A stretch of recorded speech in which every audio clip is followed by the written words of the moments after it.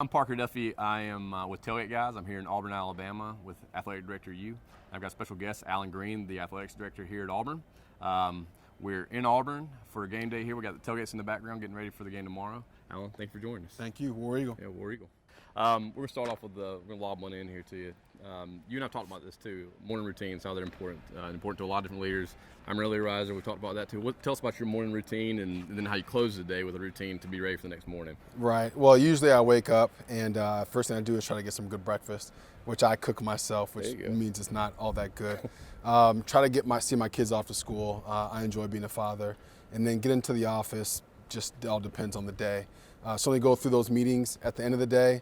I try to get back home at a decent time, 7 or so. Spend a couple hours with my wife and my kids with my phone away, usually. And then it is really tough. And then by about 9 o'clock or so, I'm back on my phone or my computer finishing up some last minute work. All right, so important question then. What's your normal breakfast? Scrambled eggs and sausage. There you go. That's a good one. Classic. So there's times at Tailgate Guys where we felt like we're on top of the world, that we've got it all figured out, that we're comfortable in what we're doing, and those are some of the times that we made the biggest mistakes we've had. And we even went so far to say we have it figured out. Is there times where you're at Buffalo that you say you might have had it figured out? Well, I think there's times when you feel good where you are, but you also have to understand that our industry continues to evolve and you cannot feel complacent or be complacent. And so the challenge, I think, is really trying to figure out what's next. And that's the part where it takes people with a variety of backgrounds to be able to help keep you honest, so to speak. Yeah. Do you think there's a way to have it figured out in athletics? I don't think there is. I think anybody who says it has it figured out isn't truthful to themselves. Yeah, they're probably gonna get smacked between the eyes like what I was talking about. No doubt. So for us at Tailgate Guys, we always try to stay focused on a few key metrics and different measurables we have in different KPIs. And they're usually pretty consistent. They change, with the seasons and growth that we have. But they're usually guest and partner centric. They're a lot of sales focused, and then just some other efficiency focused. So, are there any key metrics and KPIs that you guys use? That's an interesting one. Yes and no. So on the yes side, you think about winning championships. You think about the outcomes. Really, is what it is. You think about the academic success of the student athletes. The recruiting and how that's going. But at the end of the day, I guess from my perspective, it's less about the outcomes, as you talk about these metrics, and more about the inputs, and just making sure that on a day-to-day basis for us here at Auburn is we talk about creating Auburn men and women, developing Auburn men and women, and that is taking every opportunity during the course of a day or a game or a practice or an injury or whatever, and trying to find a way to help them use that experience to develop for life after sport. So that's really where I think that where I want us to spend the majority of our time. Yeah. Is there a way to measure that?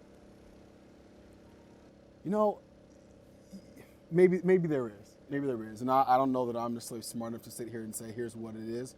But I guess it's delayed gratification, right? When you have former student athletes come back and they talk about their experience at Auburn, and they talk about the people who helped shape their lives, I think that's how you measure it. Yeah. Are there specific people on your team that you lean on more to give you that perspective on how the student athletes are being impacted? Well, we're really fortunate here to have people that really care about the student athlete experience. We have developed a program called Auburn U, which is in its infancy, but Auburn U is really a three-prong approach to the holistic student athlete experience, from recruiting and what recruits should expect when they get to Auburn, then actually being at Auburn and helping them develop, and then post-Auburn, how do we connect them with other Auburn folks to help them develop those professional relationships. So we're very fortunate to have that, and I'm really looking forward to seeing that one blossom. Yeah, that's awesome. Kind of went off the cuff a little bit there with that one. Off the cuff is cool. I was thinking business KPIs, but you took it towards the personal side, which I like that. That's good. Yeah, I don't tend to get much into business KPIs. Yeah. That's probably a good thing. I get lost in them all my. Otherwise, we'll live week to week. Exactly. Sometimes I feel like that. No. So I think this is a good lead-in. You're talking a lot about the student athlete, which is obviously all about the people. Sure. So let's talk about the staffing and the personnel side of things. So again, the context I have is with our business. So we've added probably over 100 employees over the past 12 months. So we're hiring practices. So right. We're a big talking point for us. Sure. And the culture and what type of training we put into this. So for you, when you're hiring, what is it you see? What is it you look for in a potential candidate? I'll boil it down to something really simple, and that is we're looking for people who are good teammates.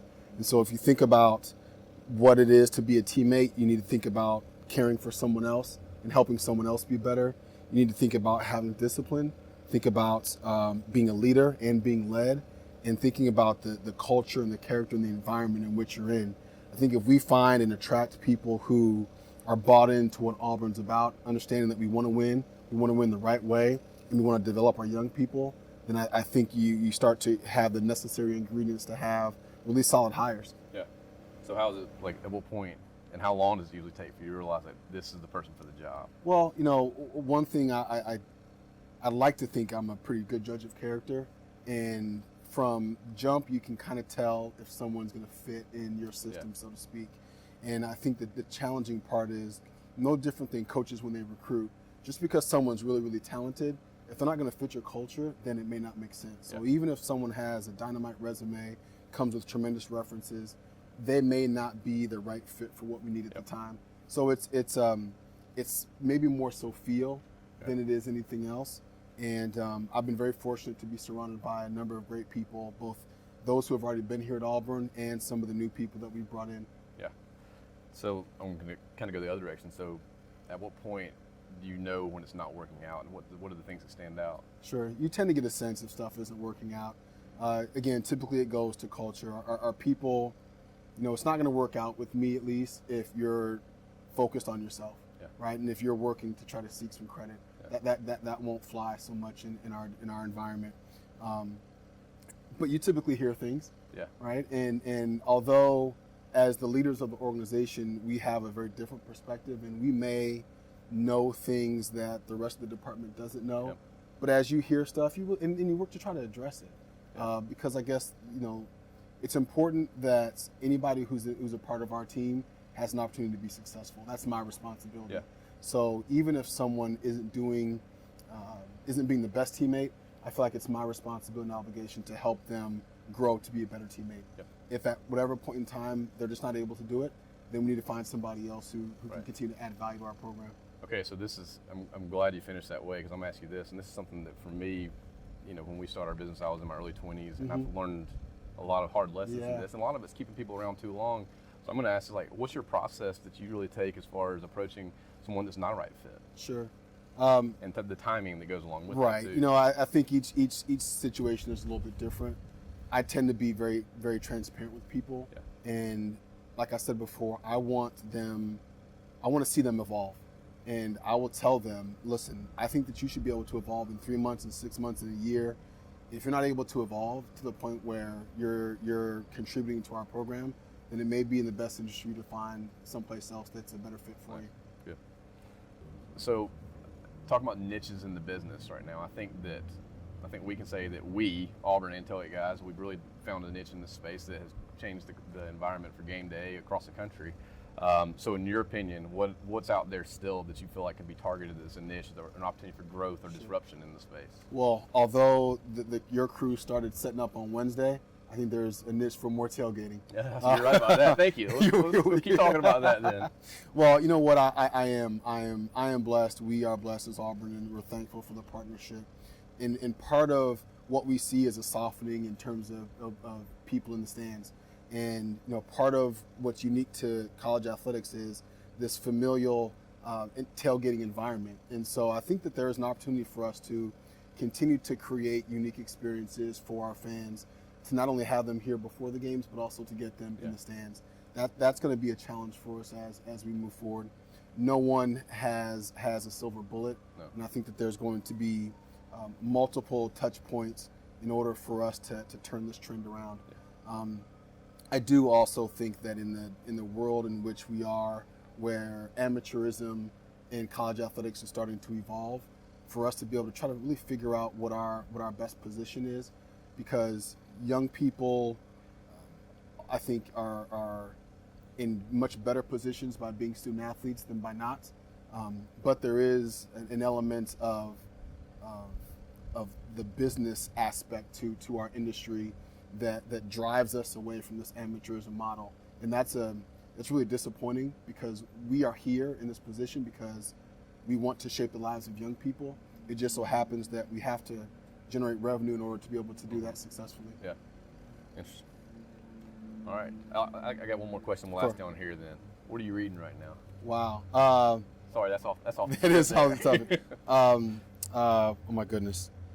It's about moments. So some other business partners in the industry sent a lot of our staff a book about creating special moments, and I'm reading about just how to create unique moments and memorable moments for people. Yeah. And we've done some work here with Disney, haven't we? With the Disney Institute in the past. I think. I would be surprised if we hadn't. Yeah.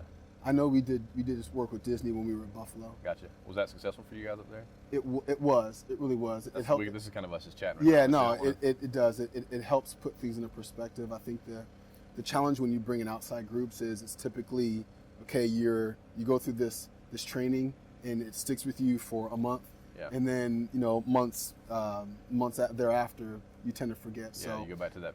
You go back memory. to kind of you fall back into your kind of into where your comfort zone. And so the challenge for us will be to create an environment where it is the norm for us to be operating, being other-centered. And that's usually a challenge because people are so competitive and want what's best for themselves. Yeah. But again, I always go back to, if I can make you better, Parker, then it's going to in turn come back to me at some point in time. Got some room to grow. Oh, there's always room to grow. Got some room to grow. There's always room to grow.